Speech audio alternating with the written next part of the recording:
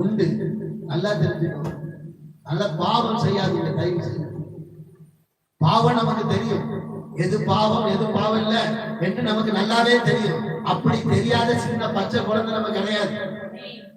பச்சை குழந்தை கிடையாது. பச்சை குழந்தைனா தெரியாதுன்னு சொல்லலாம். இப்போ இந்த வயசு, இந்த 1 வயசு குழந்தை 2 வயசு குழந்தை கூட நல்லா தெரிஞ்சு, இதை செய்யக்கூடாது, இதை செய்யணும், இதை செய்யக்கூடாது, இதை பேசக்கூடாது 2 வயசு குழந்தை கூட எனக்கு தெரியுது. நாம இவ்வளவு உயரம் வளர்ந்துட்டோம், இத்தனை வயசு ஆயிடுச்சு ஆகும். இன்றைக்கு நாம் என்ன செய்யறோம்? பாவத்துக்கு உட்பட்டு வாழ்கிறோம். பாவம் செய்தால் பாவத்துக்கு தக்க நாம் என்னதான் உபவாசம் பண்ணாலும் சரி, சாப்பிடாம தண்ணி குடியாம 1 நாள் இல்ல 40 நாள் உருண்டாலும் பரண்டாலும் கர்த்தரிடத்துல மன்னிப்பு உடனே தர மாட்டார். பாவத்துக்கு தக்க தண்டனை கொடுத்த பிறகுதான், தண்டனைக்கு பிறகுதான் மன்னிப்பு. தண்டனைக்கு பிறகுதான் மன்னிப்பு. தண்டனைக்கு முன்னாடி மன்னிப்பு கிடையாது. நல்லா தெரிஞ்சுக்கோங்க. அதனால பாவம் செய்த விட்டுருங்க. தயவு செய்து எது பாவம் தெரியும், பாவம் தெரிஞ்சும் அந்த பாவத்தை தயவு செய்து செய்யாதீர்கள். செய்தால் அந்த பாவத்துக்கு தக்க தண்டனை உங்களுக்கு மாத்திரம். அந்த பிறக்கிற குழந்தைக்கு என்னங்க தெரியும்? தாவீதுக்கும் உரியாவுடைய மனைவிக்கு பிறந்த அந்த குழந்தைக்கு என்ன தெரியும்? அது குழந்தை வயிற்றில் இருந்த குழந்தை என்ன பாவம் செய்தது? ஒரு பாவம் செஞ்சிருக்காரு அந்த குழந்தை. அந்த குழந்தை சாகுது, அந்த குழந்தை பாதிக்கப்பட்டிருக்கு. அப்ப நாம பாவம் செய்யும் போது நம்முடைய பிள்ளைகள் பாதிக்கப்படுவார்கள்.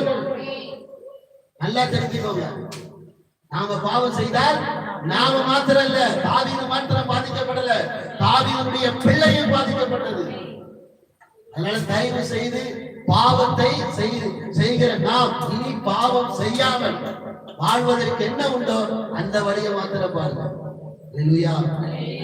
அதனால பாவத்தை இந்த தாவீது வெளியரங்கமாய் அறிக்கையிட்டு அந்த பாவத்துக்கு ஆண்டவர் தண்டனை கொடுத்த பிறகுதான் அதுக்கப்புறம் இன்னொரு பிள்ளை ஒண்ணு வந்துச்சு. அந்த பிள்ளைதான் யாரு? சாலமோன். இந்த பிள்ளைதான் யாரு? சாலமோன். அந்த பிள்ளை 2வது பிள்ளைதான். ஃபர்ஸ்ட் பிள்ளை இறந்து போச்சு, 2வது பிறந்த அந்த பிள்ளைதான் சாலமோன். அந்த பத்சேபாவை, அந்த உரியாவுடைய மனைவியா இருக்க அந்த பத்சேபாவை முதல் அதிகாரம், அதாவது மத்திய சுவிசேஷம் முதல் அதிகாரத்துல இயேசு கிறிஸ்துவுடைய வம்ச வரலாறுல பட்டியல அவளுடைய பெயரும் வந்து இருக்கிறது. அல்லேலூயா. அவள் அதுக்கப்புறம் கணத்துக்குரியவளாய் மாறிவிட்டாள். பாவத்துக்கு நாம் தண்டனையை பெற்று அந்த பாவத்தை செய்யாமல் வாழும் பொழுது நாமும் மதிப்புக்குரியவர்களாய், அதாவது கணத்துக்குரியவர்களாய் கர்த்தர் நம்மளை மாற்றுவார். தாவீதின் வம்சத்துல பிறந்தவர் யார்? இயேசு. தெரியுமா எவ்வளவு பெரிய மதிப்பு தெரியுமா?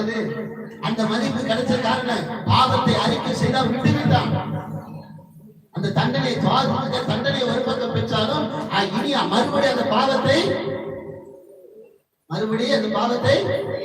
நாம என்ன செய்யலாம்? மறுபடியும் அந்த பாவத்தை செய்யலாம். மறுபடியும் அதே கெட்ட வார்த்தையை தான் பேசலாம். மறுபடியும் அந்த புயலை தான் போடுதோம். மறுபடியும் அந்த பொடியை தான் தூக்கி போடுதோம்.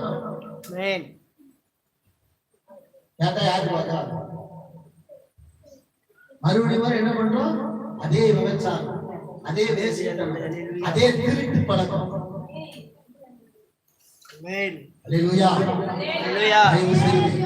பாவத்தை அறிக்கை செய்கிற மறுபடியும் அந்த பாவத்தை செய்யாதபடிக்கு விட்டுவிடும் பொழுது கர்த்தர் நம்மை ஆசீர்வதிப்பார். அல்லேலூயா.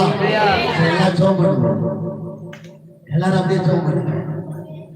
பாவத்தை அறிக்கை செய்யுங்க.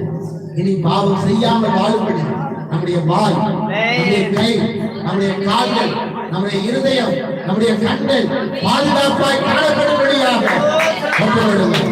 ஹல்லேலூயா, ஹல்லேலூயா, ஹல்லேலூயா. ஆண்டவரே கிருபையாய் எங்களை மன்னிங்கப்பா. இயேசுவே ஆமென். ஆண்டவரே இனி நாங்கள் பாவம் செய்யாதபடிக்கு நீர் எங்களை பாதுகாத்துக் கொள்கிறீரப்பா.